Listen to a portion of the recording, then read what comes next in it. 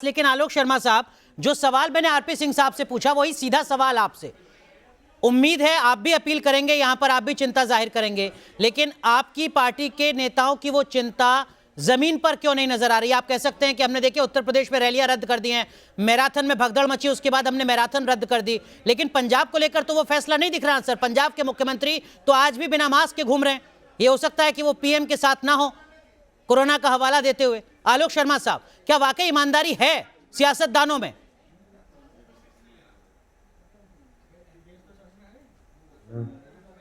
देखिए, मुझे लगता है ईमानदारी होनी चाहिए, लेकिन ईमानदारी ऊपर से शुरू होती है।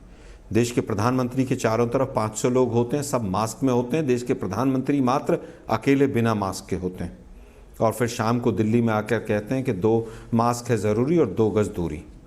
पिछली बार हेल्थ मिनिस्टर नप गए थे, हेल्थ मिनिस्टर पे सारी जिम्मेदारी डाल के और सरकार भाग के खड़ी हो गई।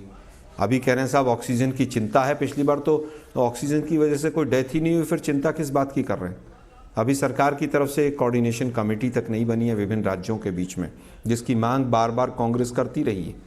हम पूछना चाहते हैं भाई, इलेक्शन कमीशन गया, पॉलिटिकल पार्टी से मिल के आ गया, तो पॉलिटिकल पार्टीज अगर लिख के दे देती चुनाव नहीं होंगे तो क्या चुनाव नहीं होंगे? क्या इलेक्शन करवाना पॉलिटिकल पार्टीज के हाथ में है या पॉलिटिकल पार्टीज उनको रोक सकती हैं?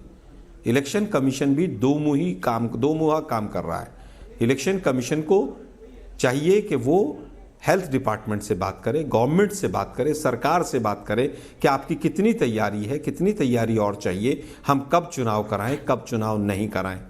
और अगर इलेक्शन टालने का कोई काम है तो केंद्र की सरकार का है, कैबिनेट का है, संसद का है, राष्ट्रपति का है। क्या इलेक्शन कमीशन की सरकार के बगैर कहे चुनाव को टाल सकता है? लेकिन मुझे लगता है कि कहीं ना कहीं इस तरह की एक्सरसाइज की जा रही है। एक मिनट अनुराग भाई, जिनका कोई सर पैर नहीं है। दूसरी चीज, नीति आयोग ने एक मिनट भाई, नीति आयोग ने 3 महीने पहले कहा कि सेकंड वेव आएगी फरवरी के आसपास। क्या तैयारी है? अभी कोई प्रेस कॉन्फ्रेंस है किसी की? हेल्थ मिनिस्ट्री के कोई आंकड़े आ रहे हैं? कहीं पर कुछ नहीं। ओमिक्रॉन आ गया, दिल्ली में आज इतने मामले, आज 1 लाख से ज़्यादा मामले आ रहे हैं अगर हिंदुस्तान के अंदर, तो स्वाभाविक है कि वो पूरी तरह से महामारी का रूप ले चुका है। ठीक है, लेकिन हम जानना चाहते हैं कि पिछली बार तो जब पंचायत चुनाव थे, यूपी हाई कोर्ट ने मना भी किया, इन्होंने सुप्रीम कोर्ट जाके चुनाव कराए। जानने के साथ साथ थोड़ा बताइएगा भी सर, वास्तव में आलोक जी, जानने के साथ साथ आरपी सिंह साहब से थोड़ा बताइएगा भी, जो बातें आपने कही उसमें पहली बात जो आपने कही, आपने कहा कि देखिए ऊपर से शुरू होता है। क्या कांग्रेस पार्टी के राष्ट्रीय प्रवक्ता ये कह रहे हैं कि जो बात प्रधानमंत्री करेंगे कहेंगे वो कांग्रेस पार्टी के नेताओं के लिए आदर्श होगा? पहली बात आलोक जी, हाँ या ना में बताते रहिएगा सर। मैं आपसे जो आपने अब तक कहा है मैं वही आपसे समझ रहा हूँ। सबके लिए आदर्श है। ठीक है, मैं उत्तर दे रहा हूँ। प्रधानमंत्री तो कह रहे थे कि वैक्सीन भी लगवा लीजिए। प्रधानमंत्री तो पूरे देश के लिए हर तरह से, अरे भाई तो वैक्सीन तो लगवाई है ना, लेकिन वैक्सीन नहीं लगवाने का काम तो सरकार ने किया है। आज भी 60 करोड़ लोग ऐसे हैं जिनको वैक्सीन नहीं लगी है। सुप्रीम कोर्ट में इसी सरकार ने एफिडेविट दिया था 31 दिसंबर तक वैक्सीन लग जाएगी। आज भी हम बड़े देशों में 19वें नंबर पर हैं वैक्सीनेशन। अच्छी बात, आपने कहा प्रधानमंत्री कांग्रेस पार्टी के नेताओं के लिए भी आदर्श हैं। अच्छी बात है, ये आदर्श स्थिति तो दिखनी चाहिए। आरपी सिंह साहब, आपको धन्यवाद देना चाहिए। लेकिन आलोक जी, इसी से जुड़ा एक और सवाल, अगर आपके मुताबिक प्रधानमंत्री, मत मेरे मुंह में क्या कहा आपने? मैंने मुंह में शब्द मत रखिए मेरे में। मैंने कहा कि प्रधानमंत्री देश के प्रधानमंत्री है, बीजेपी के नहीं।